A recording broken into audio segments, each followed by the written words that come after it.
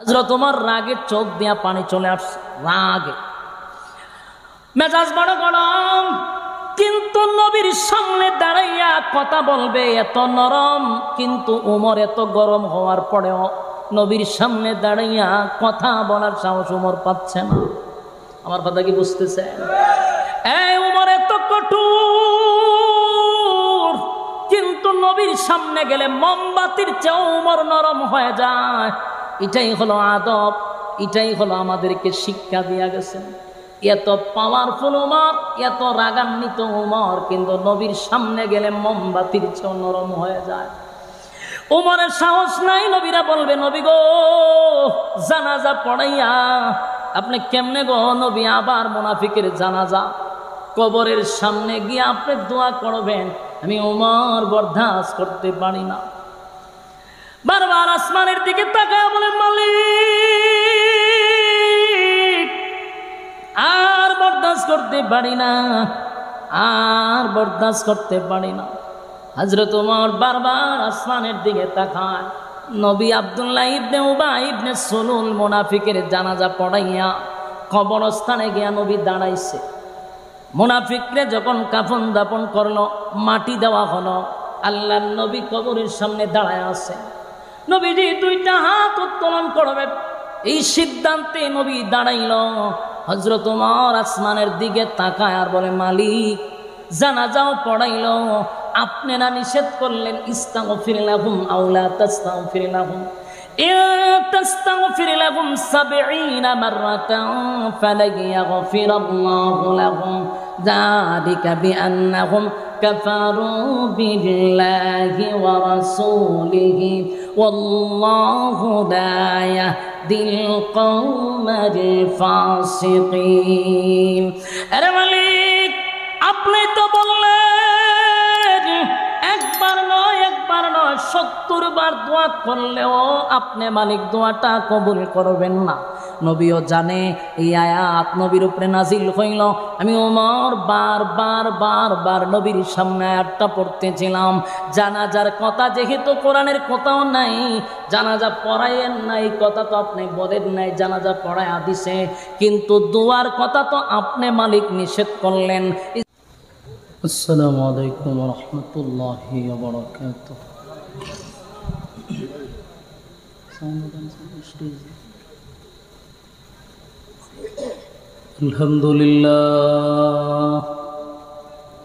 আলহামদুলিল্লাহিল আকরামিল্লাযী খালাকাল ইনসানা ওয়া কাররাম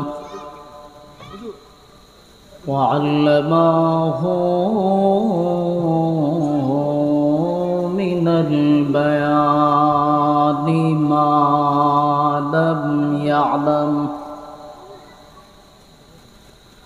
فسبحان الذي لا يحصى امتنانه باللسان ولا بالقلم ونشهد أن لا إله إلا الله وحده لا شريك له وأشهد أن سيدنا وسندنا وحبيبنا ومولانا محمدا عبد الله ورسوله أرسله بالحق بشيرا ونذيرا وداعيا إلى الله بإذنه وسراجا منيرا.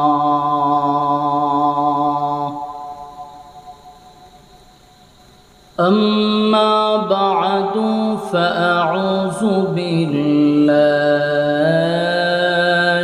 من الشيطان الرجيم.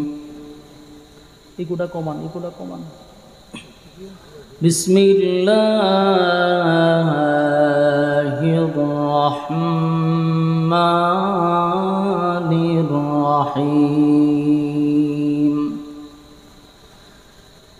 استغفر لهم أو لا تستغفر لهم إن تستغفر لهم 70 مرة فلن يغفر الله لهم ذلك بأنهم كفروا بالله ورسوله والله لا يهدي القوم الفاسقين صدق الله العظيم وصدق رسوله النبي الكريم ونحن على ذلك من الشاهدين والشاكرين والحمد لله رب العالمين দুরূদ শরীফ পড়েন আল্লাহুম্মা সাল্লি আলা ভাই গুমগুমিটা কমান গুম একদম ক্লিয়ার করেন সাউন্ড মুহাম্মাদি ওয়া আলা আলি মুহাম্মাদ কামা সাল্লাইতা আলা ইব্রাহিম ওয়া আলা ইন্নাকা হামিদুম মাজিদ اللهم بارك على محمد وعلى آل محمد كما باركت على وعلى آل إبراهيم إنك حميد میرا دل طلب رہا ہے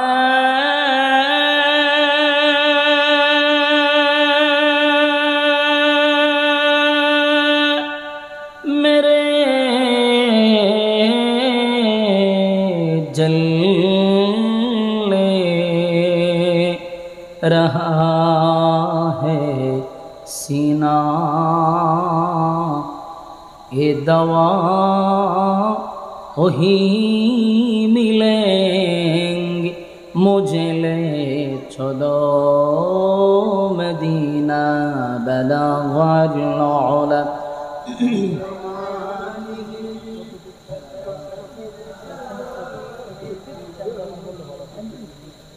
حسنت جميع خصاله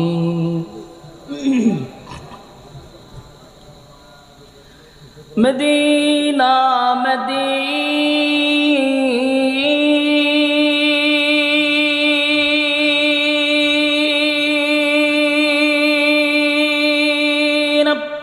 مدینہ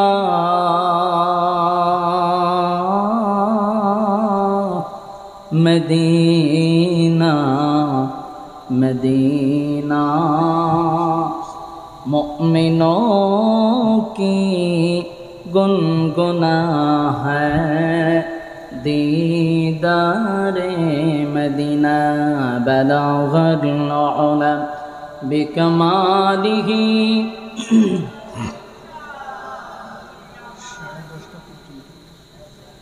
حسنت جميع خصاله صلوا عليه উপস্থিত আমার সামনে তরুণ যুবক ভাইরা মাইকের আওয়াজ যতটুকু দূরে যায় অবস্থানরত পর্দানিশী মা ও বোনেরা সকলকে আমার অন্তরস্থল থেকে জ্ঞাপন করছি মোবারক সবটুকুন শুকরিয়া আল্লাহ সুবহান মুহিয়ান গড়িয়ান সর্বশক্তিমান আল্লাহ পাকের জন্য যিনি আমাদেরকে দুনিয়ার সমস্ত ফিতনা ফাসাদ থেকে হেফাজত করে দুনিয়ার ঝামেলা মুক্ত করে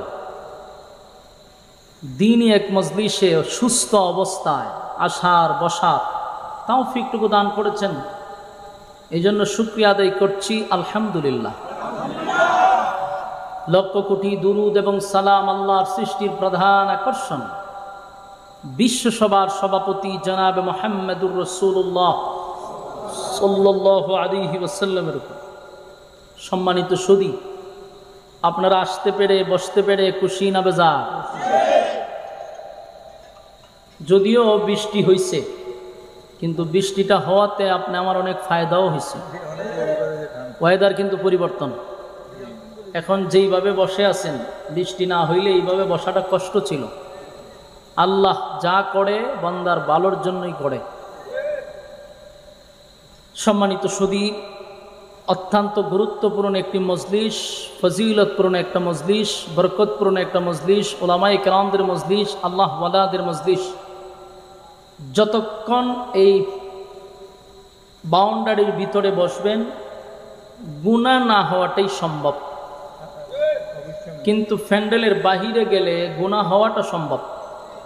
তাই গুনাহ মুক্ত পরিবেশে আমরা বসতে পেরেছি, আলহামদুলিল্লাহ। আল্লাহ রাসূল বলেন, নাজালাত আলাইহিমুস সাকিনা, যতক্ষণ এখানে বসা থাকবেন উপর থেকে সাকিনা, রহমত নাজিল হবে। তো যারা রাস্তাঘাটে দোকানপাটে অনর্থক অকারণে নিষ্প্রয়োজনে সময় নষ্ট করতেছেন, সাকিনা কি এখানে নাজিল হবে না? এখানে এই জন্য বুদ্ধিমান যারা প্যান্ডেলে বসে যান, যতক্ষণ বসা থাকবেন উপর থেকে সাকিনা রহমত নাজিল হবে। আমরা রাস্তাঘাটে সময়টুকু নষ্ট না করি, বরকতপূর্ণ মোবারকপূর্ণ এক মজলিসে বসতে পেরে আমরা শুকরিয়া আদায় করেছি, আলহামদুলিল্লাহ। সম্মানিত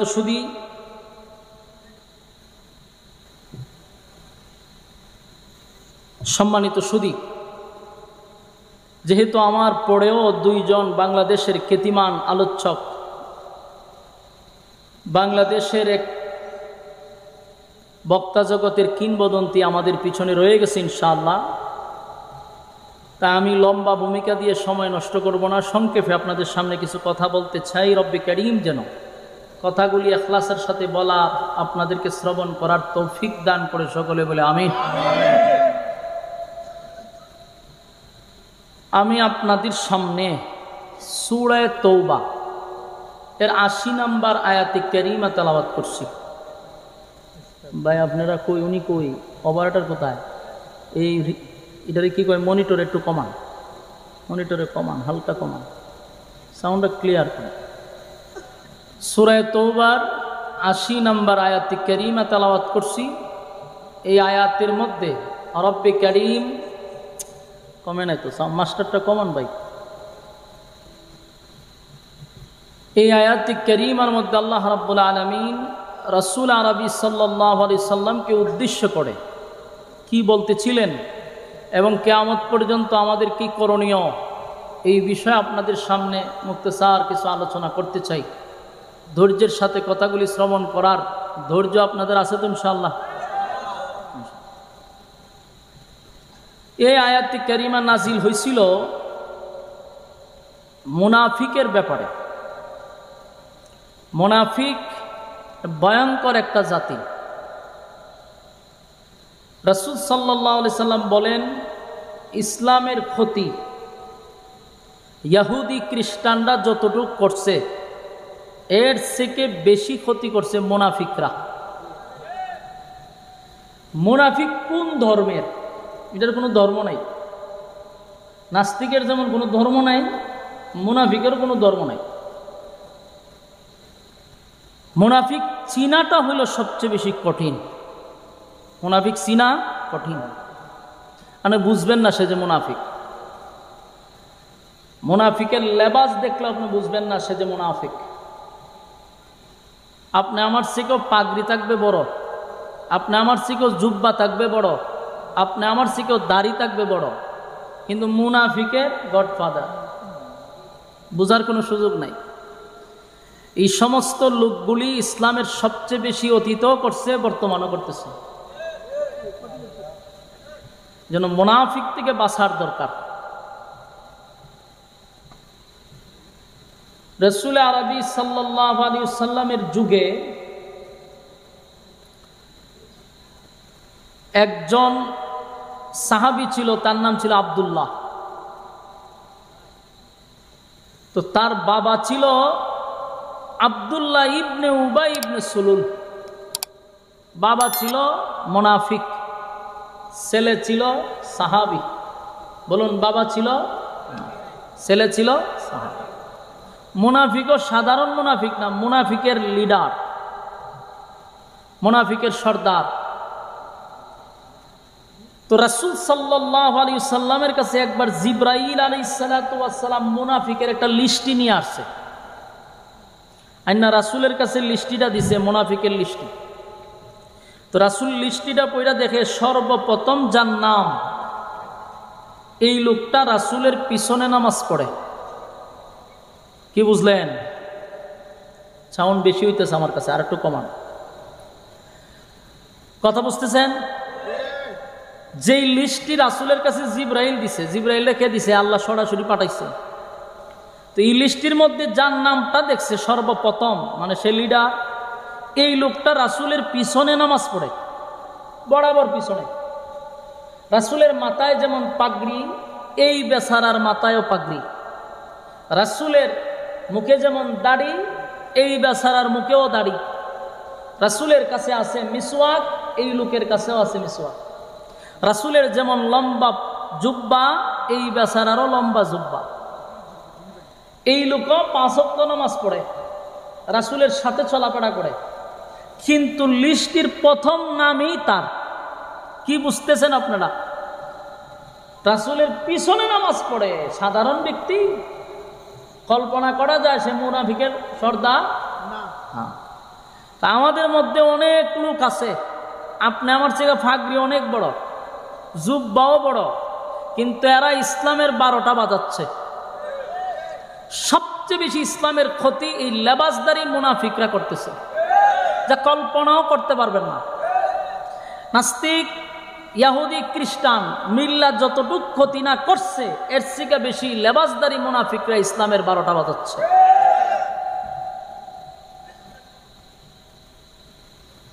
তো এই লেবাসদারি মুনাফিকের কাছ থেকে আমাদের বাইচা চলা দরকার, সচেতন হওয়া দরকার।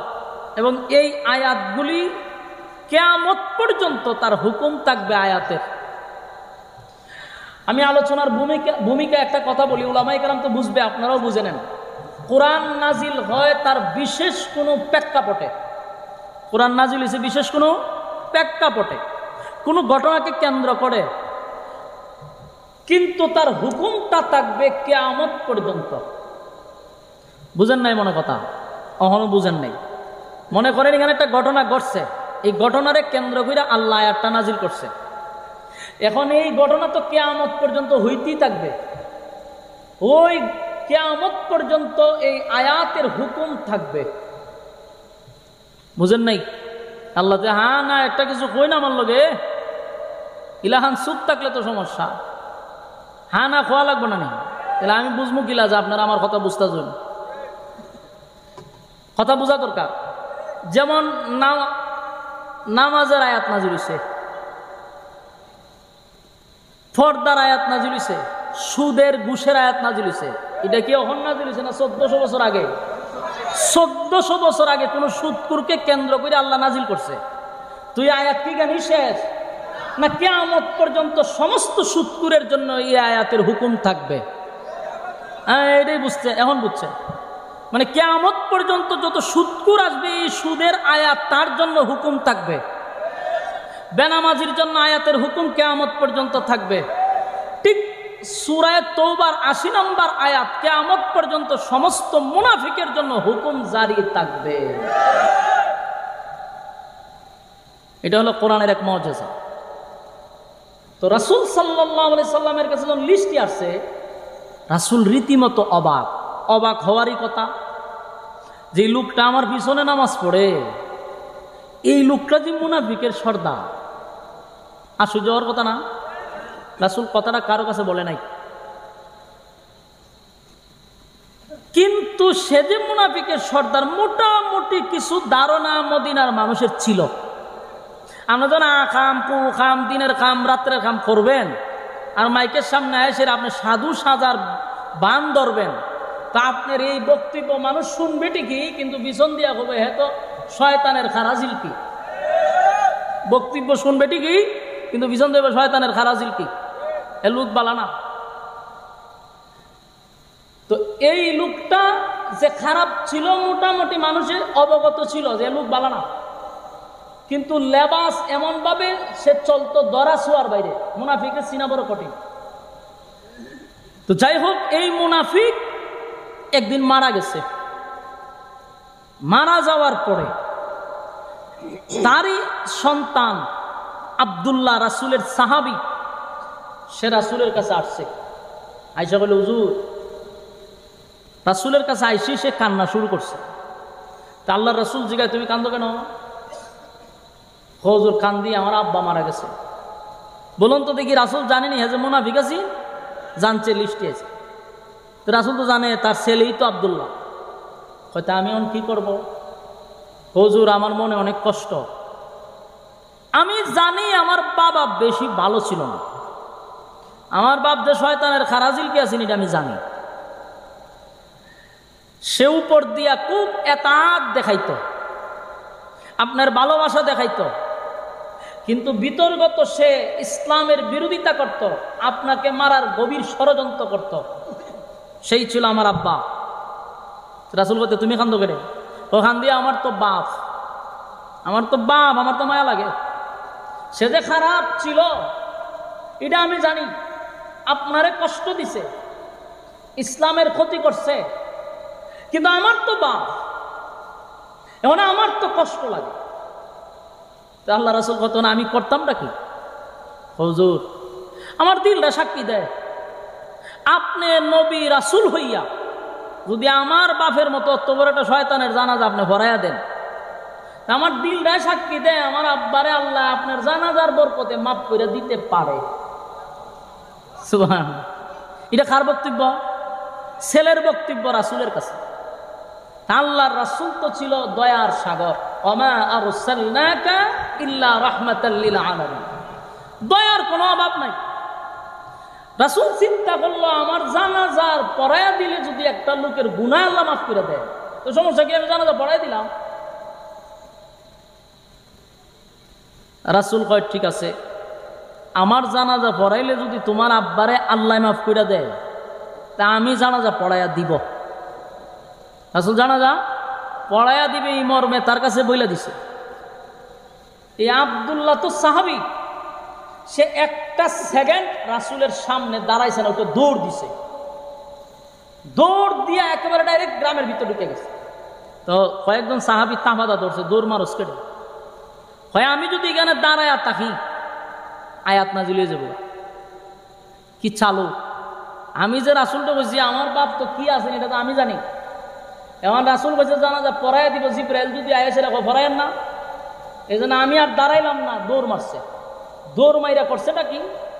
সারা এলাকায়, গ্রামে গঞ্জে, শহরে বন্দরে সব জায়গায় পাবলিসিটি করছে যে আমার বাপের জানাজা রাসূলুল্লাহ পড়াবে। সুবহানাল্লাহ। কথাটা একটু মনোযোগ দিয়ে শুনলে বুঝতে পারবে। সে কিন্তু এটা না বললেও পারত, কিন্তু বলছে কিনা এটাও বুঝতে পারবে। সারাটাই এলাকা যেখানে জায়গানে কয়, শুনছ আমার আব্বা যা মারা গেছে, জানাজা কিন্তু রাসূল পড়াবে। মদিনার মানুষ তো জানতো হের বাপ যে হুদ্দা শয়তান আছে, এটা তো সবাই মনে মনে জানতো। যে ওই শুনে ওই আশ্চর্য হইয়া মাথা তাপ দিয়া কয়, এটা কিভাবে সম্ভব? সম্ভবটা কিভাবে? যেই লোকটা রাসূলের বিরোধিতা করলো জীবনটা বর, যেই লোকটা ইসলামের ক্ষতি করলো জীবনটা বর, এই লোকের জানাজা পড়াবে বিশ্বনবী?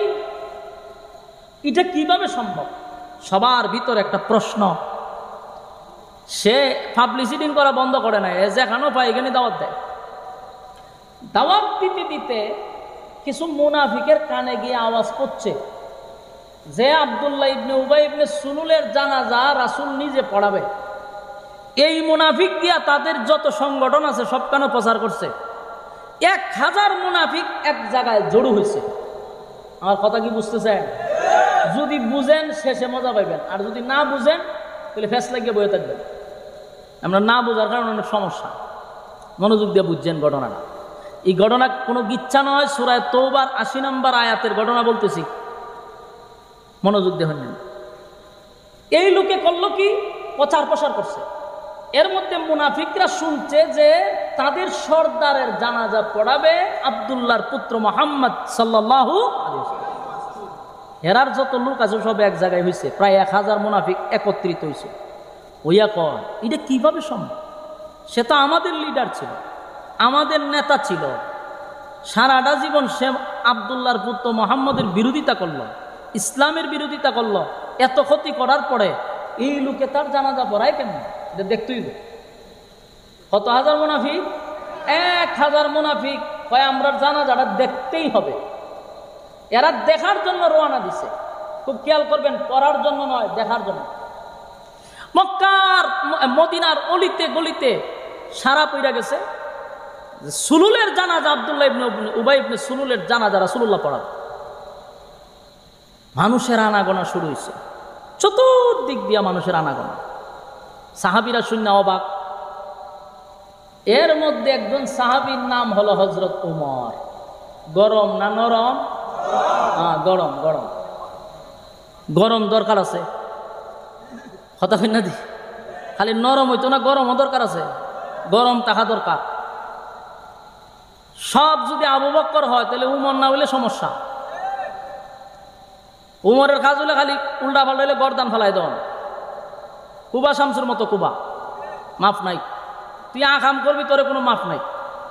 আবু বকর ছিল নরম, উমর ছিল গরম। ইসলামে গরম আছে, নরম আছে। তো হযরত উমরের কানে যখন ঘটনাটা গেল, হযরত উমর আর স্থির থাকতে পারছে না। তরবারি একটা লইয়া গেছে মাড়ো গিয়া দেশ সর্বনাশ, প্রচুর মানুষ চতুর্দিক দিয়ে আসতেছে। হযরত উমর এই দৃশ্যটা বরদাস্ত করতে পারতেছে না, সহ্য করতে পারতেছে না। ইসলামের ক্ষতি অনেকে দেখার পরেও বরদাস্ত করে, সহ্যও করে। আবার যারা ইসলামের ক্ষতি করতেছে এরা জান্নাতও ভাড়ায় দেয়, আছে না নাই? একেবারে জান্নাতের টিকিট এরা নিজেরাই দিয়ে দিতেছে। আবার কিছু আলেমরা ইসলামের ক্ষতি এটা সহ্য করতে পারে না, বরদাস্ত করতে পারে না, প্রয়োজনে তারা কারাবন্দী হয়, এরপরও বরদাস্ত করে না।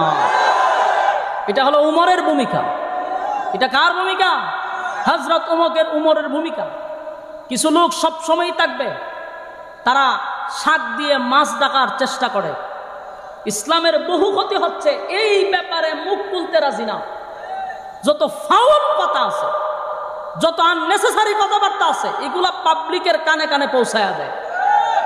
কিন্তু ইসলামের যে বড় বড় দিক ক্ষতি হয়ে যাচ্ছে, এই ব্যাপারে মুখ খুলতে রাজি না। ফাউল কথা বইলা সবসময় একেবারে র্যাঙ্কে থাকতে চায়। সারা মাহফিল কোরআন হাদিসের একটা কথাও বলবে না, শুধু যত ফালতু অপ্রয়োজনীয় আলেমদের মধ্যে দ্বন্দ্ব লাগানো এরকম টপিক লিখে লিখে দেয় ইউটিউবাররা, আর সামনে কয় হ্যাঁ ধরতে হবে তারে, কারণ আমার তো সবসময় র্যাঙ্কিংয়ে থাকতে হবে। তাই এরপরে তার টপিকই হলো এরকম। অথচ আমি সিরুনি অভিযান দিয়া দেখছি ইসলামের কত বড় বড় ক্ষতি হচ্ছে, এই ব্যাপারে একটা কথাও বলে না। এরকম টাউট বাটফার আসেনি এই জামানা। এটিও লেবাসদারি মুনাফিক, এটি লেবাসদারি মুনাফিক। এই মুনাফিকগুলোরও চিহ্নিত করা দরকার। আলেমদের মধ্যে যখন একটা মিল মহব্বত তৈরি হয়, এই সমস্ত কিছু দালালগুলি এগুলো ওই সরকারের এজেন্ডা বাস্তবায়ন করতে চায়।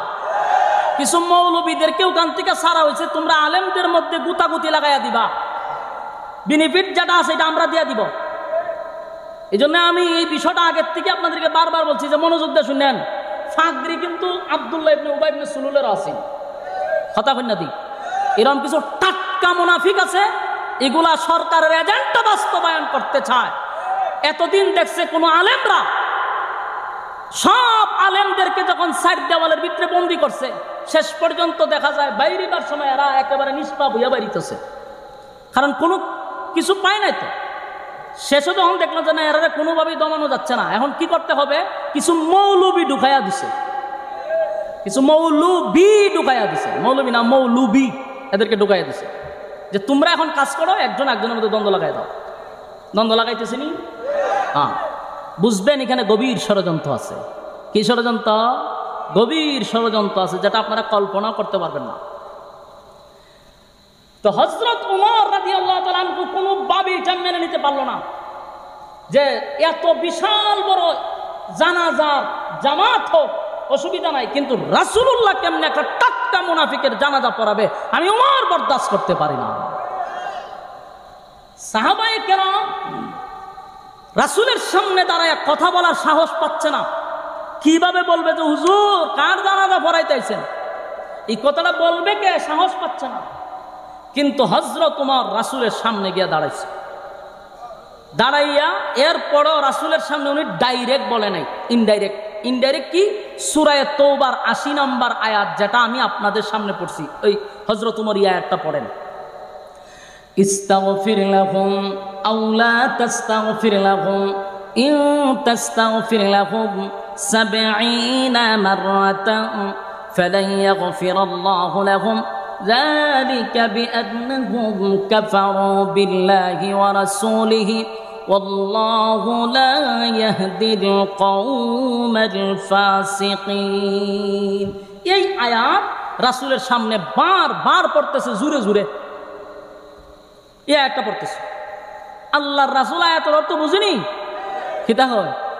রাসূল বুঝতেছে উমর কি বুঝাইতে চাচ্ছে। তো পুরো মাঠ তো জানাজার বইরে গেছে। এর মধ্যে কিন্তু ১০০০ মুনাফিক জানাজা পড়তে আসছে আর দেখতে আসছে। স্মরণ রাখতে হবে, ১০০০ মুনাফিকও কিন্তু এখানে আছে, দেখতে আসছে। তো হযরত ওমর বারবার রাসূলের সামনে দিয়ে ঘুরে আর রাগে শরীর কাঁপতেছে, কারণ ইসলামের ক্ষতি উমর বরদাস্ত করতে পারে না। তাই আয়াত পড়তেছে, ইস্তাগফির লাহুম আও লা তাস্তাগফির লাহুম ইন তাস্তাগফির লাহুম ৭০ মাররাতান ফালান ইয়াগফিরাল্লাহু লাহুম যালিকা বিআন্নাহুম কাফারু বিল্লাহি ওয়া রাসূলিহি ওয়াল্লাহু লা ইয়াহদিল কওমাল ফাসিকিন। আয়াত পড়তেছে বারবার। আল্লাহর হাবিব খলিফাতুল মুসলিমিন হযরত ওমরকে লক্ষ্য করে বলে, ওমর কি বোঝাইতে চাও আমাকে?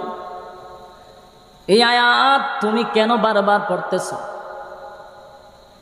ওমর, এই আয়াতের মধ্যে রব্বি কারীম বলে দিয়েছেন, আল্লাহ রাব্বুল আলামিন এই আয়াতের মধ্যে রাসূল সাল্লাল্লাহু আলাইহি ওয়াসাল্লামকে উদ্দেশ্য করে বলছেন, নবী গো, কোন মুনাফিকের জন্য যদি আপনি দোয়া করেন, আমি আপনার দোয়া কবুল করব না।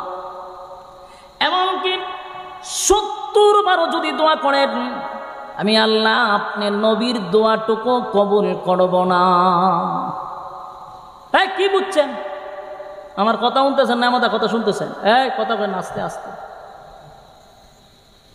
সাউন্ড সুন্দর করেন, সাউন্ড সুন্দর করেন। হ্যাঁ, আমার কথা মনোযোগ আছে না? আপনারা মনোযোগ দিও। এই আয়াতের মধ্যে আল্লাহ স্পষ্ট ঘোষণা দিছে যে আপনি মুনাফিকের জন্য আমি আল্লাহর কাছে আপনি দোয়া করলে আমি দোয়া কবুল করব না। আপনারা বিষয়টা একটু চিন্তা করার দরকার। রাসূলের দোয়া অথবা বদদোয়া যেটাই হোক ডাইরেক্ট কবুল হয়ে যায়। সেই রাসূলকে আল্লাহ নিজেই বলতেছেন, একবার করে আপনি যদি ৭০ বারও দোয়া করেন, আমি আল্লাহ আপনার দোয়া কবুল করব না। সাংঘাতিক কথা, কথা বলনা দিই। রাসূল হইয়া ৭০ বার দোয়া করলো, দোয়া কবুল করব না।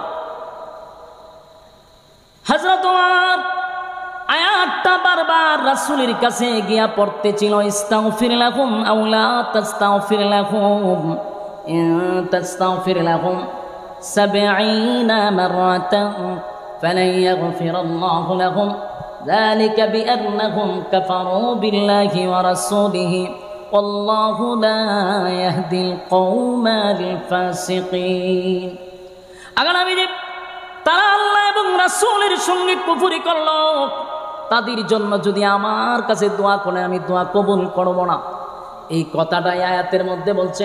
হযরত ওমর আল্লাহর নবীকে উদ্দেশ্য করিয়া বারবার হাবিবে কিবরিয়ার চতুর্দিকে যায় আর আয়াতটা তেলাওয়াত করতেছিল। আল্লাহর নবী বলেন, ওমর, এই আয়াত কেন আমার সামনে বারবার তুমি তেলাওয়াত করতেছ? এই আয়াতের মধ্যে রব্বি কারীম আমাকে উদ্দেশ্য করে বলছে আমি যেন কোনো মুনাফিকের জন্য দোয়া না করি। একবার নয়, ৭০ বারও যদি দোয়া করি রে, আমার আল্লাহ ঘোষণা দিছে আমার দোয়া কবুল করবে না। ওমর মনে মনে কয়, হুজুর এটাই তো বুঝাইতে চাচ্ছি, আপনারে ডাইরেক্ট বলতে পারি না, কিন্তু আর কেমনে আপনারে বুঝাই? আপনি জানেন এই আয়াত নাজিল হইছে, রব্বি কারীম আপনাকে নিষেধ করছে গো নবী, এরপরে কেমনে আপনি আসছেন জানাজা পড়ানোর জন্য? আমি ওমর এটা বরদাস্ত করতে পারতেছি না। এই লোকটা আপনার ক্ষতি করছে, ইসলামের ক্ষতি করল, ইসলামের 12টা বাজাইল, আপনি নবীরে কত না কষ্ট দিল। এই লোকটার জানাজা আপনি পড়াইতে আসছেন, অন্তত আমি উমর বরদাস্ত করতে পারি না। আমার আল্লাহ ডাইরেক্ট এর ব্যাপারে আয়াত নাজিল করে জানাইল, কেন গো নবী আপনি জানাজা পড়াইতে আসছেন? আল্লাহ নবী উমরকে উদ্দেশ্য করে বলে, উমর আমার উপর দিয়া পণ্ডিতি কইর না। সুবহানাল্লাহ, আমার উপর দিয়া কথা বইল না। আমি জানি আমার মালিক বলছে 70 বার দোয়া কবুল হবে না, কিন্তু আমাকে আল্লাহ এত দয়া আর এত মায়া কেন দিল রে? আমি নবীর ভিতরে এত দয়া আর এত মায়া কেন দিল? আমার মনটা চায় একবার নয় গো, আমি আমার গুনাহগার একটা উম্মতের জন্য 70 বার না, 70 বার নয় 1000 বার দোয়া করলেও যদি আমার মালিক মাফ করে দেয়, আমি 1000 বার দোয়া করতে চাই। একটা জবান বন্ধ রাখবেন না, আল্লাহু আকবার। আরো জোরে বলেন আল্লাহু আকবার। ইমানের আওয়াজ দিয়ে বলেন আল্লাহু আকবার। আমার নবীর কত মায়া দেখছুনি, নবীর কত মায়া। একবার না 70 বার আমার মালিক তো নিষেধ করল। 70 বার নিষেধ করার পরেও আল্লাহর নবী বলেন, আমার মনটা চায় 70 বার না 70,000 বার যদি দোয়া করলে আমার মালিক কবুল করে, আমি 70,000 বার একটা গুনাহগারের জন্য দোয়া করব। এরপর হযরত ওমর মেনে নিতে পারল না, ভিতরে প্রচন্ড রাগ আর গুসা নিয়ে হযরত ওমর দাঁড়ায় আছে। নবী কিন্তু এটার ব্যাখ্যা করছে, বুঝাইছে যে আমার আল্লাহ মায়া দয়াটা বেশি দিছে। আমি তো চাই না আমার কোন উম্মত আমার সামনে জাহান্নামে যাক, এটা আমি নবী চাই না। আল্লাহ নিষেধ করছে 70 বার, আল্লাহ তো 100 বার কইছে না, 70 বার কইছে। আমি 100 বার করলে যদি মাফ করে দেয়, এই জন্য আমি 100 বার চেষ্টা করতেছি। কিন্তু হযরত ওমরের কথা হলো, এই লোকটা হলো মুনাফিক, যাইনা বুইজা ঠান্ডা মাথায় ইসলামের 12টা বাজাইছে, তার ব্যাপারে কোনো আপোষ চলে না।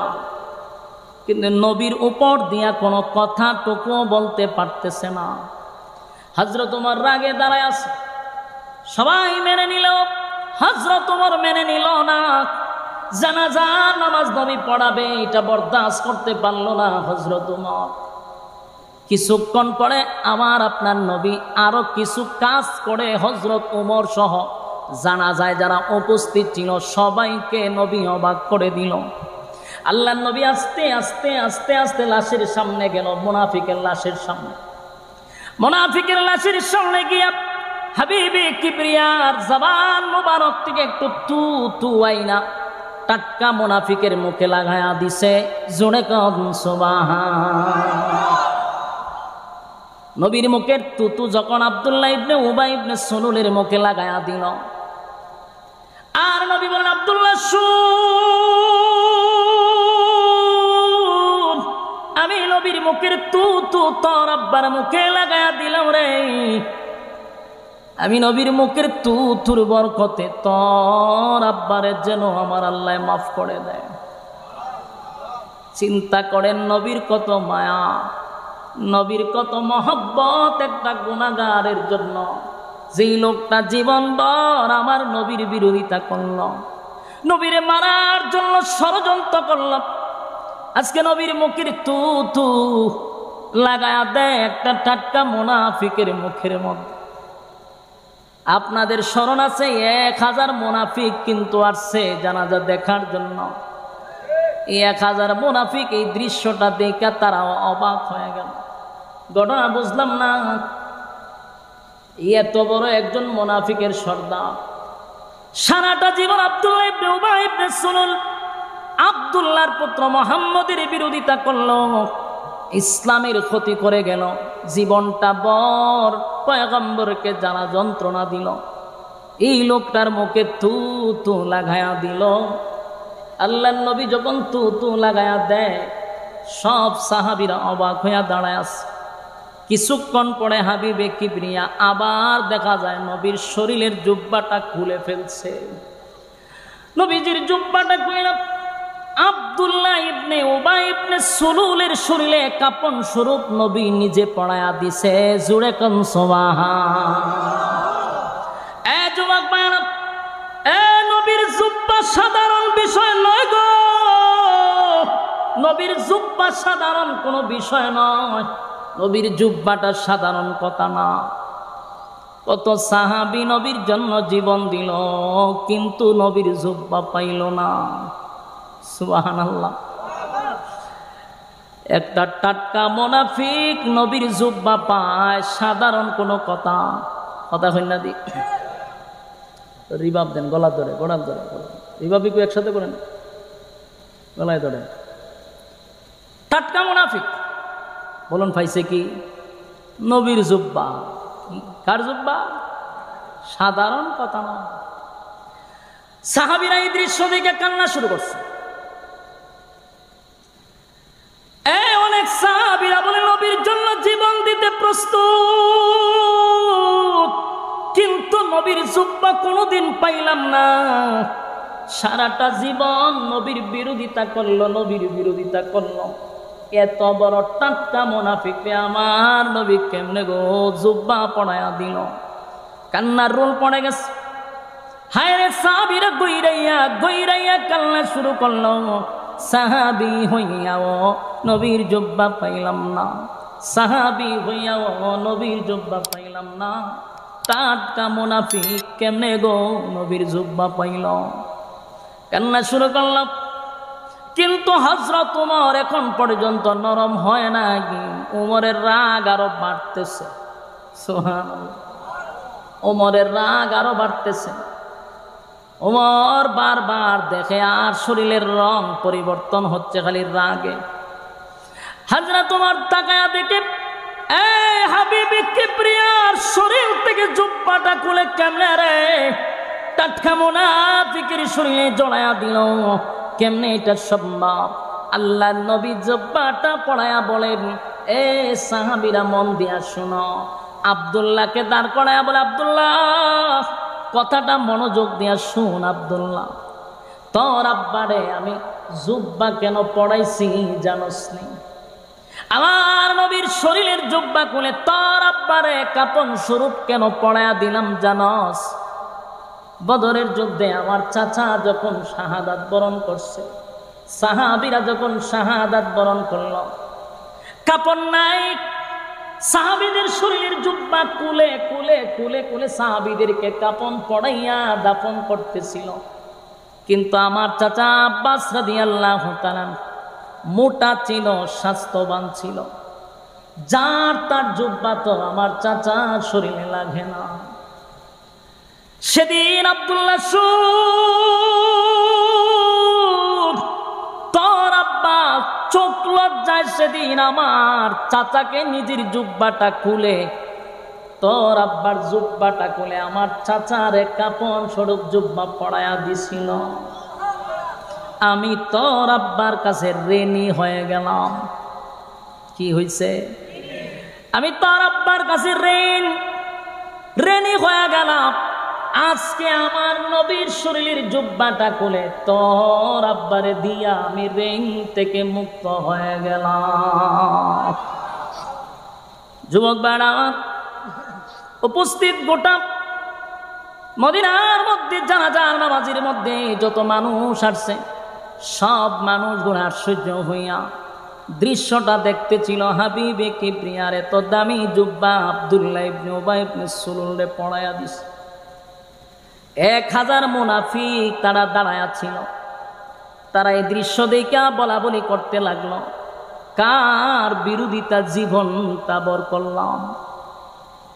মুনাফিকরা বলতে লাগলো, কার বিরোধিতা করছি গো, জীবনটা পর কার বিরোধিতা করলাম, কার বিরোধিতা করলাম? যেই লোকটার নেতৃত্বে আমরা ইসলামের 12টা বাজাইলাম, যেই লোকটার নেতৃত্বে আব্দুল্লাহর পুত্র মুহাম্মদের বিরোধিতাটা করলাম, এই লোকটা আজকে মারা যাওয়ার পরে আব্দুল্লাহর পুত্র মুহাম্মদ নিজেই তো তার মুখে থুথু লাগায়া দেয় যেন তার মালিক তারে মাফ করে দেয়। নিজের জুব্বা পড়ায়া দিছে গো। জীবন পর যে লোকটা তার বিরোধিতা করলো, এত বড় দুশ্মনের প্রতি যদি ওনার এত মায়া হয়, মহব্বত হয়, এত বড় দুশ্মনের জন্য যদি আব্দুল্লাহর পুত্র মুহাম্মদের এত মায়া দয়া হয় রে, তাহলে তার বন্ধুর জন্য কেমন মায়া। সুবহানাল্লাহ। আর জোরে কান আল্লাহু আকবার। এই মুনাফিক 1000 আসছিল জানাজা দেখার জন্য, দেখার জন্য, দেখার জন্য, পড়ার জন্য নয়। নবীর আদর্শ, নবীর আখলাক আর ভালোবাসা দেখা তারা চোখ দিয়া পানি ছেড়ে দিচ্ছে। আর বলা বলি করতে লাগলো, কার বিরোধিতা করলাম, কার বিরুদ্ধে এত কিছু করলাম, যেই নেতার নেতৃত্বে এত কষ্ট দিলাম, আজকে নেতারে তুতু লাগায়া দেয়, নেতারে জুব্বা পড়ায়া দেয়। দুশ্মনের প্রতি যদি এত মায়া হয় গো, তাহলে তার বন্ধুর জন্য কত মায়া। আমরা যদি তার বন্ধু হতে পারি, তাহলে আমাদের প্রতি তার কত মায়া মহব্বত হবে। 1000 মুনাফিক সেখানে দাঁড়াইয়া তারা ঘোষণা দিল, না আর কোনোদিন আব্দুল্লাহর পুত্র মুহাম্মদের বিরোধিতা করব না। তার আদর্শ আর আখলাক দেখা আমরা বুঝতে পারছি উনি আল্লাহর পয়গম্বর। দৌড়াইয়া রাসূলের কাছে গিয়া বলে, আগা নবীজি, আল্লাহর পয়গম্বর, যার জানাজা আপনি পড়ানোর জন্য এখানে দাঁড়াইলেন, যারা আপনি থু লাগায়া দিলেন, আগা নবীজি, এমন কি আপনার শরীরের জুব্বাটা কইলা যার শরীরে পড়ায়া দিলেন, এই লোকটা হলো আমাদের নেতা, যার নেতৃত্বে আমরা ইসলামের ক্ষতি করলাম, যার নেতৃত্বে আপনাকে মারার জন্য গভীর ষড়যন্ত্র করলাম। এই লোকটারে তো লাগায়া দিলেন, জুব্বা পড়ায়া দিলেন, এর দ্বারা বোঝায়া দিলেন আপনি আল্লাহর পয়গম্বর, কোনো সন্দেহ নাই। আমরা একটা সেকেন্ডও দেরি করব না। 1000 আসছি, 1000 কালেমাটা পড়ায়া দেন, লা ইলাহা ইল্লাল্লাহু মুহাম্মাদুর রাসূলুল্লাহ সাল্লাল্লাহু আলাইহি ওয়াসাল্লাম। যুবক ভাই, নবীর চরিত্র দেখা বেঈমানের বাচ্চাগুলি কালেমা পড়ছে গো। নবীর চরিত্র দেখা কালেমা পড়ছে। তোমার আমার নবীর চরিত্র কি সাধারণ চরিত্র? আজিম চরিত্র। বলুন কি চরিত্র? যার চরিত্রের সার্টিফিকেট আল্লাহ কোরআনে দিছে। সুবহানাল্লাহ। আরো জোরে বলেন না। আল্লাহ নিজে বলেন,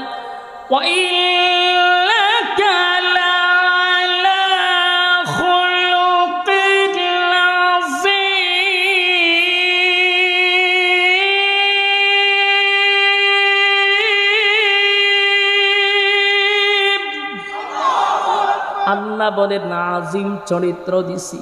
কি চরিত্র? আজিম চরিত্র দান করছি। বেঈমানরা নবীর চরিত্র দিয়ে কান্না শুরু করছে আর বলতেছে, নবী গো, অন্যায় করছি, অপরাধ করছি। এই লোকটার নেতৃত্বে ইসলামের 12টা বাজাইলাম, আপনি নবীর বিরুদ্ধে ষড়যন্ত্র করলাম। আজকে আপনার আখলাক আর ভালোবাসা দেখা কালেমা পড়লাম, আর কোনোদিন বিরোধিতা করব না, আপনার শত্রু হব না, আপনার বন্ধু হতে চাই। সুবহান। মল্ল কয়জন? কথা কন্যা দি, আপনারা কি খারাপ লাগতা জানি সেইটা দিতাম নি আমি। হুজুর এবার পর্যন্ত আমার সময় দিন না, খারাপ লাগলে বালা, আমার ডাবল সুবিধা। মরছে কয়জন? একটা শয়তান মারা গেছে। বলুন তো দেখি, ইসলামের এক শয়তান মারা গেল, 1000 মুমিন হয়ে গেল। কিসের মাধ্যমে? আখলাক দেখা। বলুন কিসের মাধ্যমে? রাসূলের আখলাক দেখা 1000 মুনাফিক কালেমা পড়ে মুসলমান। সুবহানাল্লাহ, সুবহান। এজন্য রাসূলের আদর্শ আমাদের মধ্যে থাকা দরকার। আমি আর আপনি গালাগালি কইরা বিরোধিতা করে, বরং গালাগালি আর বিরোধিতা করে ইসলাহ না করে আমরা অনেক মানুষ পিছলা হয়ে যাই। কথা না দি? আমার বাড়ি হবিগঞ্জ আর আপনার বাড়ি হইল চাঁদপুর। চাঁদপুর বইয়া যদি আমার বিরুদ্ধে আপনি গালাগালি করেন, আমার আপনি ইসলাহ করার নিয়তে গালাগালি করতেছেন না ফিসলা করতে চান? আমার ফিসলা করতেছেন। এই জন্য ইসলাহের সিস্টেম এটা নয়। আপনার প্রতি যদি ইসলামের উম্মতের এত দরদ থাকে, আমার কোনো ভুল থাকলে আমার বাড়িতে যান না কেন আপনি? কথা কই না দিই না? আপনারা খারাপ লাগতেছে? এটা আমি যে কথাগুলি বলতেছি আপনার দেমাগের ভিতরে ঢুকান। আমার ইসলামের প্রতি এত দরদ, আমি দেখতেছি যে আমার বাইক লাইন ছেড়ে বেলায় নিয়ে গেছে, তা আপনি তার বাড়িতে যান না কেন? আপনি এখানে চাঁদপুর বইয়া হের সদ্য গোষ্ঠী উদ্ধার করতেছেন, এর উদ্দেশ্য আপনি তাকে ইসলাম করান না, বরং ইসলামের 12টা আপনি বাজাইতে চাচ্ছেন। ইসলামের 12টা বাজাতে চাচ্ছেন আপনি। এটা ইসলামের নিয়ত না। আজকে এই ফেসবুক সোশ্যাল মিডিয়া এই গোতাগুতি হইতেছে। তোর যদি বেটা ইসলামের প্রতি এত দরদ থাকে, তুই আমার বাড়িতে বোঝায় যা, তুই অমুক শায়েকের কাছে যা, তুই না গিয়ে ওই কোনাত বইয়ে বেশি লেতে হতো। কথা ঠিক নেই। এর উদ্দেশ্য কি ইসলাম করতো না আরো ইসলাম বানাইতেছে? এক হুজুরে কইছি যে মশার লাগিয়ে একটা কয়েল ধরাইছে। তো বলুন তো মশার কয়েল কেন ধরানো হয়? মশা তাড়াইবার লেগে। কথা কই না? মশা তাড়াইবার লেগে না। তো মাঝে মাঝে আমিও দেখি মশার কয়েল ধরাইছে, কিন্তু মশার কয়েলের উপর দিয়ে যে ধুমা উড়ে, এই দুয়ার উপরে দিয়ে মশায় আইতে করে। এর দ্বারাই বোঝা যায় ড্যাম কেয়ার। কয়েলটা কি কয়? Damn care. এখন তাও দেয় না কয়েল রে, যে কয়েল ধরানো হয়েছে মশার তাড়াইবার লেগে কেন এছাড়া ফাঁকা দেয় না। মানে বলে এরা দোয়া খাইতে খাইতে এসলাখ না হইয়া ফিসলা হয়ে গেছে না। কথা বলি নাকি? কোন কয়েলে মশারে কিছু করতে পারে না। তা আমাদের দেশে অতিরঞ্জিত বেশি অ্যান্টিবায়োটিক দিতে দিতে মানুষকে ইসলাম করবো দূরের কথা, সব কিছু ইসলাম বানাইতে রাখছে। কথা হয় না দি? আগের মানুষ ওয়াজে আসলে চোখ দিয়া পানি ছাড়তো, কানতে কানতে বাড়ি যেত। কথা কোন ঠিক? আর এখন ওয়াজটা শেষ হলে ডান্স দিতে দিতে বাড়ি যায়। কারণ ওয়াজ অত নাইস গান দিকে গেছে। আমি বাস্তব কইছি না অবাস্তব? আমরা ছোটবেলা ওয়াজ শুনছি, খানছি, ছোট মানুষ কিতাব বুঝতে খানছি, নিজে করতাম না, কিন্তু মানুষও খান দেয়, আমরা ছায়া দিকে আমরাও খানছি। ওই তো যুক্তিবাদী সাহেবের ওয়াজ শুন না, আল্লামা সাইদি সাহেবের ওয়াজ শুনে ছোটবেলা কেঁচুডির খানছি। আর এখন ওয়াজও গেলে মনে হইতে তা করো, বক্তাইতে তা করে। কথা ঠিক নয়। নাট্য মঞ্চ বানাইছে, এই মঞ্চটারে নাট্য মঞ্চ বানাইলিস। সারা মাহফিলে যত ফাউল কথাবার্তা আছে এগুলা সারা হয়। এই জন্য আপনাদের কপাল বালা তো যে দুইজন ব্যক্তি আপনারা কেন পাইছেন, যাদের বক্তব্যের দ্বারা সারা বাংলাদেশের হাইলি নর্মাল লোক না, হাইলি এডুকেটেড পার্সন যারা আছে, সর্বোচ্চ শিক্ষিত যারা আছে, এরা তাদের দ্বারা উপকৃত হচ্ছে। বাস্তব না বাস্তব? আমরার ওয়াজ কয়জন অনেক সর্বোচ্চ হাইলি কোনো গ্রাজুয়েট পার্সন ওয়াজ শুনতেই চান, কিন্তু তাদের ওয়াজ তো শুনে একেবারে ব্যারিস্টার পর্যন্ত। এই লোকগুলার ইসলামের জন্য দরকার আছে না নাই? সবাইকে এক লাইনে কাজ করা সম্ভব? আমার ওয়াজ সংসদ ভবন পর্যন্ত যাবে না, কিন্তু আমার আরেকজন ভাইয়ের ওয়াজ যদি সংসদ ভবনে যায়, তারে দিয়ে আমার ওই কাজ করা দরকার। কথা কই না দি? আপনারা আরেকটা বিষয় বুঝাই, সবার দ্বারা সব সাইডে কাজ চলে না। আপনারা আছেন সব একরকম হইতে, আরে ভাই সব একরকম হইতে কেন? এটা তো ফাউল কথাবার্তা। এক একটা ফুলের এক একটা গ্রান হয়, সবার দ্বারা সবকিছু হয় না।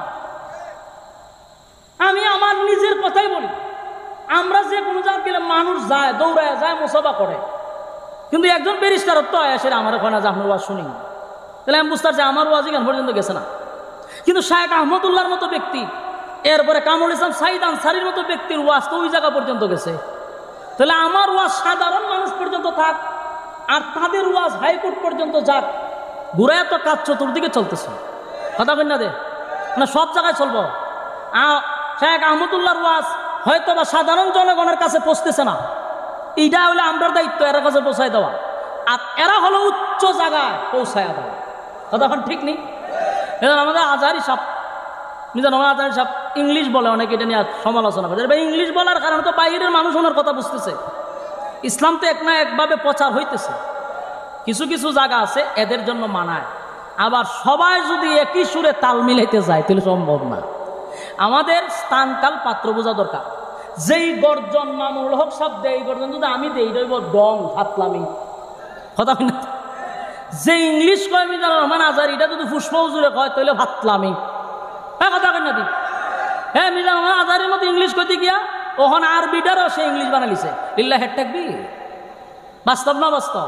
আমি বোঝানোর জন্য বলতেছি, যারে যেটাই মানায়। যখন আমি তার সাথে সুর মিলাইতে যাবো এটা সুর ডং হইব, ডং। বাস্তব না বাস্তব? এই জন্য সব সাইডে সবার কাজ করতে হবে, এটা ভুল ধারণা।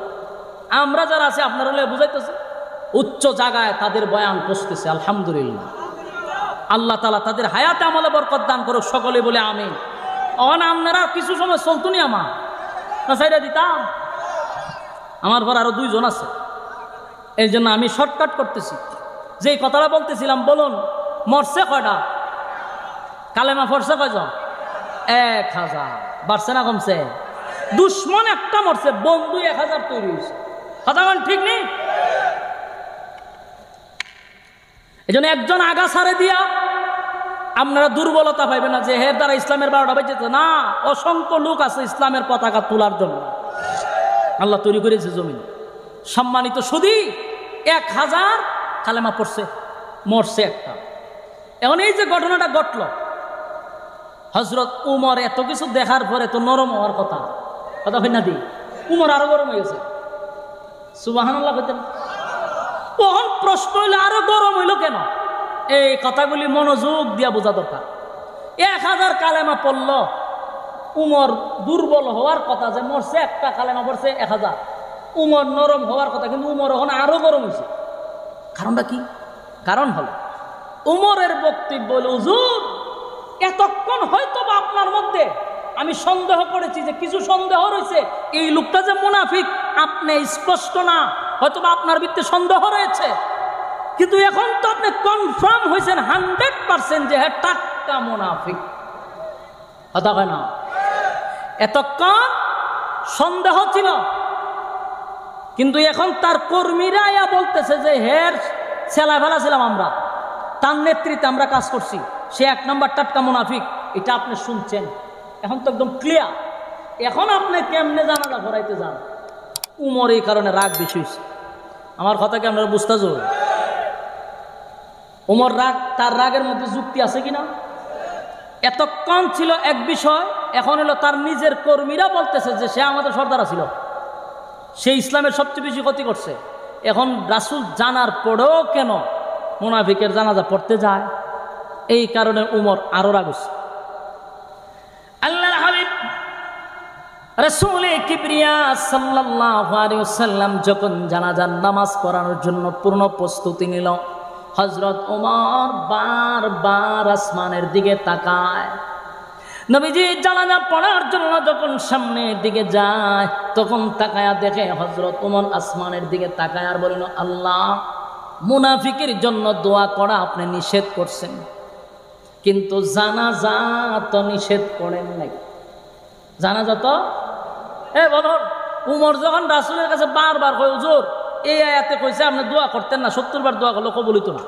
রাসূল কয়, এই আয়াতের কোথাও কি আছে যে জানাজা পড়তাম না? জানাজাতে পড়বো না আমি, এরকম কোনো কথা আসেনি। না, কোথাও চুপ থাকো। হযরত উমর আসমানের দিকে তাকায়া বিচার দেয়, আল্লাহ ঠিকই তো, আপনি তো এই আয়াতে কইছেন যে 70 বার দোয়া করলে কবুল হবে না, কিন্তু আপনি একবারও বলেন নাই যে জানাজা পড়াইয়েন না। রাসূল তো জানাজা পড়াইতে যাইতেছে গা, ও রাজায় জানাজা পড়তে উমর খালি আসমানের দিকে তাকায়, বারবার আয়াত নাজিল কইরালাম, নাজিল কইরালাম, নামাজ পড়াইতে আল্লাহ নাজিল কইরালাম, মানে আল্লাহ ডাকতেছে যেন আয়াত নাজিল কইরা নামাজটা বন্ধ করাইয়া দেয়।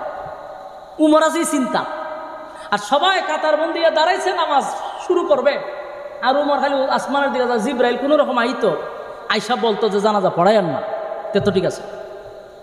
কিন্তু আল্লাহর হাবিব সবাইকে চমকায়া দিলেন। হাবিবে কিবরিয়া সবাইকে বললেন যে জানাজার জন্য প্রস্তুতি নাও।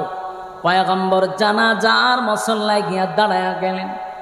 এমন কি নবীজি নামাজের জন্য প্রস্তুতি নিলেন, নামাজ কমপ্লিট করে ফেললেন। কথা কি বুঝতেছেন? এত বড় টাটকা মুনাফিকের জানাজা নবী কমপ্লিট করে ফেলল, কমপ্লিট। হযরত ওমর আসমানের দিকে তাকায়, হয় আল্লাহ শেষ, নামাজ কমপ্লিট হয়ে গেছে। আমার চেতাচেতি করে লাভ হইল কিতা, নামাজ দি কমপ্লিট। হযরত ওমরের মনটা বড় খারাপ, জানাজা কমপ্লিট হয়ে গেল। ওমরের ভিতরে বড় কষ্ট, এত বড় টাটকা মুনাফিক জীবনটা আমার নবীর বিরোধিতা করলো, জীবনটা বড় হাবিবে কিবরিয়ার বিরোধিতা করলো। এমন ব্যক্তির জানাজা নবী পড়ায়া দিল। হযরত ওমরের ভিতরে বড় কষ্ট। হযরত ওমর মন খারাপ করে বসে আছে। হঠাৎ করে তাকায়া দেখে আল্লাহর হাবিব জানাজা পড়ানোর পরে লাশ নিয়ে যখন কবরে যায়, লাশ লইয়া কবরে যাইতেছে, নবীজি লাশের পিছনে পিছনে পিছনে পিছনে কবরস্থান পর্যন্ত চলে গেল। হযরত ওমর এই দৃশ্যটা দেখে আর বরদাস্ত করতে পারে না, ডাক দিয়া বলে, মালিক, হাবিবে কিবরিয়া জানাজা পড়ায়া দিছে, মুনাফিকের মনে কষ্ট নাই, কিন্তু এখন তাকায়া দেখি নবী নামাজ পড়ায় ক্ষান্ত নেয় না। নবীজি লাশের পিছনে হাইটা হাইটা কবরে যায়। নিশ্চিত কবর দেওয়ার পরে নবীজি দাঁড়াইয়া মাইয়েতের জন্য দোয়া করবে, আল্লাহ এটা আমি কেমনে বরদাস্ত করি, মালিক আমি আর পারতেছি না। কারণ এই লোকটা যে ইসলামের ক্ষতি করতাম, এ যে মুনাফিক ছিল, আমি উমর জানি, যাই না শুই না আমি বরদাস্ত করতে পারতেছি না। তার কবরের সামনে দাঁড়াইয়া তু জাহানের বাদশা দোয়া করবে, আমি উমর এটা বরদাস্ত করতে পারি না। হযরত ওমর রাগে চোখ দিয়া পানি চলে আসছে, রাগে মেজাজ বড় গরম। কিন্তু নবীর সামনে দাঁড়াইয়া কথা বলবে এত নরম, কিন্তু ওমর এত গরম হওয়ার পরেও নবীর সামনে দাঁড়াইয়া কথা বলার সাহস ওমর পাচ্ছে না। আমার কথা কি বুঝতেছেন? এই ওমর এত কঠোর, কিন্তু নবীর সামনে গেলে মোমবাতির চেয়ে ওমর নরম হয়ে যায়। এটাই হলো আদব, এটাই হলো আমাদেরকে শিক্ষা দিয়া গেছে। এত পাওয়ারফুল ওমর, এত রাগান্বিত ওমর, কিন্তু নবীর সামনে গেলে মোমবাতির চেয়ে নরম হয়ে যায়। ওমরের সাহস নাই, নবীরা বলবে, নবী গো জানাজা পড়াইয়া আপনি কেমনে গো নবী আবার মুনাফিকের জানাজা কবরের সামনে গিয়ে আপনি দোয়া করবেন, আমি ওমর বরদাস্ত করতে পারি না। বারবার আসমানের দিকে তাকায় বলেন, মালিক আর বরদাস্ত করতে পারি না, আর বরদাস্ত করতে পারি না। হযরত ওমর বারবার আসমানের দিকে তাকায়। নবী আব্দুল্লাহ ইবনে উবাই ইবনে সুলুল মুনাফিকের জানাজা পড়াইয়া কবরস্থানে গিয়া নবী দাঁড়াইছে। মুনাফিকরে যখন কাফন দাপন করলো, মাটি দেওয়া হলো, আল্লাহর নবী কবরের সামনে দাঁড়ায় আছে। নবীজি দুইটা হাত উত্তোলন করবে, এই সিদ্ধান্তে নবী দাঁড়াইল। হযরত ওমর আসমানের দিকে তাকায় আর বলে, মালিক জানাজাও পড়াইল, আপনি না নিষেধ করলেন ইস্তাগফির লাহুম আও লা তাস্তাগফির লাহুম, তাস্তাগফির লাহুম ৭০ মাররাতান ফালা ইয়াগফিরাল্লাহু লাহুম যালিকা বিআন্নাহুম কাফারু বিল্লাহি ওয়া রাসূলিহি ওয়াল্লাহু লা ইয়াহদিল কওমাল ফাসিকিন। আরে মালিক আপনি তো বললেন একবার নয় ৭০ বার দোয়া করলেও আপনি মালিক দোয়াটা কবুল করবেন না। নবীও জানে এই আয়াত নবীর উপরে নাজিল হইল।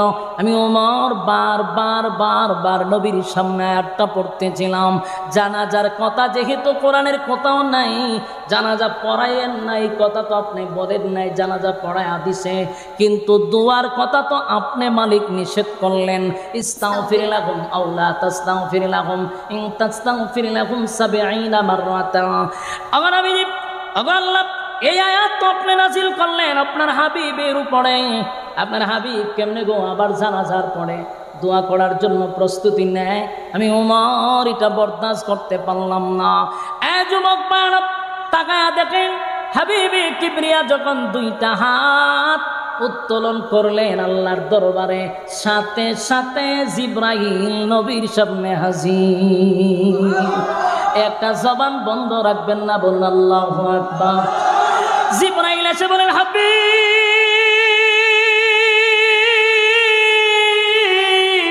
হাত নামান গো, দোয়া করবেন পরে, দোয়া করবেন পরে। আগে শুনেন, আল্লাহ আয়াত নাজিল করছে, আপনার উমরের সিদ্ধান্তটা আল্লাহর কাছে বড় পছন্দ। আপনার উমরের সিদ্ধান্তটা আল্লাহ চূড়ান্ত সিদ্ধান্ত হিসাবে নিলেন। উমরের মর্জি মেজাজ মতো আমার আল্লাহ আয়াত নাজিল করে দিছে। যুবক ভাইরা আমার, খলিফাতুল মুসলিমিন উমর সাধারণ কোন সাহাবী নয় গো, সাধারণ কোন সাহাবী নয়। যেই উমরের মর্জি মেজাজ মতে আল্লাহ কোরআনের 21 জায়গায় আয়াত নাজিল করছে, জোরে কান সুবহান। উমরের মেজাজ মর্জি মতো আল্লাহ আয়াত নাজিল করছে, সাধারণ সাহাবী কথা হয় না। উমর বারবার আসমানের দিকে তাকাইয়া মালিকের কাছে দরখাস্ত করে, আল্লাহ নামাজ বন্ধ করে দেন, আল্লাহ দোয়া বন্ধ করে দেন। রব্বে কারীম কিন্তু এটাই করলেন, আয়াতটা নাজিল করে বলেন, নবী গো দাঁড়ান, দোয়া করবেন পরে। আগে শুনেন আমার আল্লাহ কি বলে। এই আয়াত তখন নাজিল হয়ে যায়, ওয়ালা তুসাল্লি আলা আহাদিম মিনহুম মাতা আবাদাও ওয়ালা তাকুম আলা কবরি। যুবক ভাই, কথাগুলি একটু মনোযোগ দিয়ে শুনেন। 1 মিনিটের ভিতরে বয়ান শেষ করতেছি, হযরত আসতেছে। শেষ করলিতাম নি 1 মিনিট। আচ্ছা হুজুরের তিয়া ছায়া মিনিট আছি, নাহলে বিয়া দিব। আচ্ছা হুজুর 1 মিনিটের সময় দিছে, শেষ করতেছি না। আল্লাহ হুজুর ইনশাআল্লাহ বসুক 1টা মিনিট, এরপর ইনশাআল্লাহ হযরত না। হুজুর আমারও শেষ, আমি 10 মিনিট করেন, 10:30 পর্যন্ত। আমি ফিনিশিং হুজুর না 10 মিনিট আর। আচ্ছা 10:30 পর্যন্ত বসায় ঠিক 10:30 পর্যন্ত শেষ। এখন শুনেন, আল্লাহর রাসূল যখন দোয়া করবে তখন জিবরাইল হাজির। সুবহানাল্লাহ। জিবরাইল আলাইহিস সালাতু ওয়াস সালাম সাথে সাথে বলতে লাগলো, পয়গম্বর দোয়াটা করবেন পরে আগে আয়াতটা শুনেন আল্লাহ কি বলছে। আপনার ওমরের মর্জি মেজাজ মতো আমার আল্লাহ কিন্তু আয়াতটা নাজিল করে দিছে। সুবহানাল্লাহ। এখন আমি আপনার ওমরের মেজাজ মর্জি মেজাজ মতো আমার আল্লাহ ওমরের সিদ্ধান্তটাকে গ্রহণ করেছেন এবং সাথে সাথে আয়াত নাজিল করে জানায়া দেয়, ওয়ালা তুসাল্লি আলা আহাদিম মিনহুম মাতা আবাদাও ওয়ালা তাকুম আলা কবরি। এখানে একটা বিষয় হলো, আল্লাহ রাব্বুল আলামিন আয়াত নাজিল করে বলেন, আগে নবীজি নেক্সট টাইমে, পরবর্তীতে, আগামীতে, ভবিষ্যতে আপনি কোনো সময় কোনো মুনাফিকের জানাজার নামাজ পড়বেন না। কথা কি বুঝতেছেন? ভবিষ্যতে মুনাফিকের জানাজা পড়বেন না। এরপর আল্লাহ বলেন জানাজা পড়বেন না, এখানে শেষ না। ওয়ালা তুসাল্লি আলা আহাদিম মিনহুম মাতা আবাদান ওয়ালা তাকুম আলা কবরি। শুধু জানাজার কথাই বলেন নাই, কোন মুনাফিকের কবরের সামনে দাঁড়িয়ে আপনি নবী কোনোদিন দোয়াটুকু করবেন না। সুবহানাল্লাহ। বলুন তো এটা কার সিদ্ধান্ত ছিল? হযরত উমরে কিন্তু বারবার আসমানের দিকে তাকাইয়া বলছিল, আল্লাহ আমি আর বরদাস্ত করতে পারি না, টাটকা মুনাফিকের জানাজা নবী পড়াইলো, এমনকি এখন দোয়া করার জন্য আবার কবরস্থানে দাঁড়াইছে, মালিক বরদাস্ত করতে পারি না। আল্লাহর সাথে সাথে আয়াতটুকু নাজিল করিয়া নবীরে জানায়া দিলেন, ভবিষ্যতে আর কোনোদিন কোনো মুনাফিকের জানাজা পড়াইতে পারবেন না, এমনকি মুনাফিকের কবরের সামনে দাঁড়াইয়া আপনি নবী দোয়াটুকু করতে পারবেন না। সুবহান। ওমরের সিদ্ধান্ত চূড়ান্ত। এই জন্য উমরকে বলা হইতো মেজাজে ওহি, মেজাজে ওহি। উমরের মেজাজ মতো আল্লাহ কোরআনের আয়াত নাজিল করছে। সুবহান। যুবক ভাইরা আমার, শেষ কথা হলো এই আয়াত দুইটা, একটা হলো ইস্তাগফির লাহুম আও লা তাস্তাগফির লাহুম, ইন তাস্তাগফির লাহুম 70 মাররাতান ফালান ইয়াগফিরাল্লাহু লাহুম যালিকা বিআন্নাহুম কাফারু বিল্লাহি ওয়া রাসূলিহি ওয়াল্লাহু লা ইয়াহদিল কওমাল ফাসিকিন। কোন মুনাফিকের জন্য রাসূল যদি 70 বার দোয়া করে আল্লাহ কবুল করবে না। কথা বুঝতেছেন? এটা আগে নাজিল করে দিয়েছে, পরে আল্লাহ নিষেধ করলো ওয়ালা তুসাল্লি আলা আহাদিম মিনহুম মাতা আবাদান ওয়ালা তাকুম আলা কবরি। কোন মুনাফিকের জানাজা ভবিষ্যতে পড়াইতে পারবেন না, কবরে দোয়াও করতে পারবেন না। কথা কি ক্লিয়ার বুঝতেছেন? এখন আসেন শেষ কথা, হযরতকে বসাইয়া উনি অনুমতি দিছে, এরপরে কথা বলতেছি। হুজুরের সামনে বৈশা কথা বলা, আমার মতো ছোট্ট মানুষ, আমি তো শেখা বেখা খাইতেছি, কথা কোন আন্দাজ হইতে পারতেছি না। কারণ ড্রাইভিং করার সময় যদি অভিজ্ঞ লোক পাশে থাকে তখন নিজের নিয়ন্ত্রণ থাকে না। বহুত বড় মাফের একজন আলেম, আল্লাহ তাআলা হযরতের হায়াতে আমলে বরকত দান করুক। এবং আমার ফেভারিটের মধ্যে একজন, পছন্দের মানুষ, অত্যন্ত ভালো লাগে, যেখানে যেটা দরকার এটাই বলেন, মাশাআল্লাহ। সম্মানিত শুধু যে কথা বলতেছিলাম, এখন আসুন একটা প্রশ্ন কিন্তু এখানে আসে, যদি আপনাদের মাথায় আসে নাই, উলামায়ে কেরামদের মাথায় এটা অলরেডি চলে আসে। এখানে একটা প্রশ্ন আছে, দেখুন রাসূল সাল্লাল্লাহু আলাইহি সাল্লাম যখন মুনাফিকের জন্য জানাজার জন্য গেছে তখন কিন্তু আয়াত বারবার হযরত ওমর পড়ছিল, কথাখন ঠিক? কিন্তু রাসূলকে কি জানাজার নামাজ থেকে ফিরানো গেছে? রাসূল কিন্তু মুনাফিকের জানাজা কমপ্লিট করেই ফেলল। কিন্তু প্রশ্ন হলো, এখন কেন আয়াত নাযিল করে আল্লাহ কয় ওয়ালা তুসাল্লি আলা আহাদিম মিনহুম মাতা আবাদান ওয়ালা তাকুম আলা কবরি? এখন কেন আল্লাহ বলে নেক্সট টাইমে, পরবর্তীতে আপনি আর কোনো মুনাফিকের জানাজা পড়তে পারবেন না? আমার প্রশ্ন, আপনাদের প্রশ্ন জাগতে পারে, এই কথাটা তো জানাজা পড়বার আগে একটা নাজিল হইলে ভালোই তো। কথা কই না দি? হ্যাঁ কথা কই। এই যে আয়াত নাজিল হইল, এই আয়াতটা যদি মুনাফিকের জানাজা পড়বার আগে নাজিল হইতো তাহলে তো জানাজাও বন্ধ হয়, উমরও খুশি থাকে, ঠিক নেই? কিন্তু আয়াত জানাজা পড়লো, তারপর আয়াত নাজিল হইল, কারণটা কি? কারণটা একবারে সহজ, কথাটা মনোযোগ দিয়ে শুনুন। যখন আব্দুল্লাহ ইবনে উবাই ইবনে সুলুলের ছেলে যখন রাসূলের কাছে বলছিল যে আমার দিলটায় বলে আপনি নবী যদি আমার আব্বার জানাজা পড়ায় দেন তাহলে আল্লাহ আপনার জানাজার বরকতে আমার আব্বারে মাফ করে দিতে পারে, ইয়াদ আছে তো? রাসূল কি বলছে? আমি জানাজা পড়ায় দিলে যদি তোমার আব্বারে আল্লাহ মাফ করে দেয় তো অসুবিধা কি? জানাজা পড়াবো? বলুন জানাজা পড়াবো। এই যে রাসূল বলছে পড়াবো, এখন যদি আল্লাহ আয়াত নাজিল করে বলে যে জানাজা পড়ায়েন না, রাসূলের কথার দাম থাকে না। আমার কথা কি বুঝতেছেন? অন্যদিকে আব্দুল্লাহ করছে কি, গোটা মদিনার অলিতে গলিতে পাবলিসিটি করে দিছে যে আমার আব্বার জানাজা রাসূল পড়াবে, হাজার হাজার মানুষের কানে পড়ছে রাসূল জানাজা পড়াবে। আল্লাহ যদি আয়াত নাজিল করে জানাজা বন্ধ করে দেয়, রাসূলের কথার ওজন থাকে না। তাই রাসূলের কথার ওজন রাখতে গিয়া মুনাফিকের জানাজা পড়ায়া দিল বটে, কিন্তু কিয়ামত পর্যন্ত আর কোন মুনাফিকের জানাজা কোন মুমিন বান্দা বান্দি পড়াইতে পারবে না। কতক্ষণ ঠিক? যদি কোরআন মানেন তাহলে শুনেন, কোরআন তার বিশেষ কোনো প্রেক্ষাপটে নাজিল হয়, কিন্তু তার হুকুম কিয়ামত পর্যন্ত থাকে। আপনি যদি কোরআন মানেন তাহলে প্রতিজ্ঞা করেন মরার আগ পর্যন্ত কোনো নাস্তিক আর মুরতাদ আর কোনো রামবান্দের ইসলামের ক্ষতি করছে এমন মুনাফিকের জানাজায় যাবেন না, জানাজা পড়াবেন না। ইয়াদ থাকবে তো ইনশাআল্লাহ? এইটাই আমাদের মূল কথা। আল্লাহ রাব্বুল আলামিন এই আয়াত নাজিল করে রাসূলকে বলছে আর কোনোদিন জানাজা চলবে না। তা রাসূলের উম্মত হিসাবে কোরআন যদি মানে কিয়ামত পর্যন্ত আমরাও কোনো মুনাফিকের জানাজা পড়ব না, মানবেন তো ইনশাআল্লাহ? আল্লাহ সবাইকে এই কথাগুলির উপরে বলনেওয়ালা শুননেওয়ালা উভয়কে সহি আমল করার তৌফিক দান করুক সকলে বলে আমিন।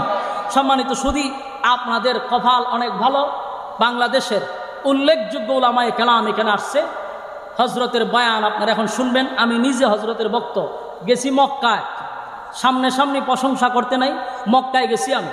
যাওয়ার পরে আরো দুইজন আলেমের সঙ্গে সাক্ষাৎ করলাম, পড়ে গেলাম হুজুরের কাছে, গিয়া দিয়ে হুজুর শুয়ে রয়েছে, একজনে গিয়ে বাতি ধরাই দিছে।